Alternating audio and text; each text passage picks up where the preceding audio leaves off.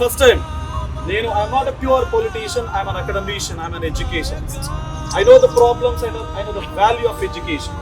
కాబట్టి graduate MLC అనేటువంటి పదవి 6 సంవత్సరాలకు ఒకసారి వినబడే కనబడే పదవి కాదు.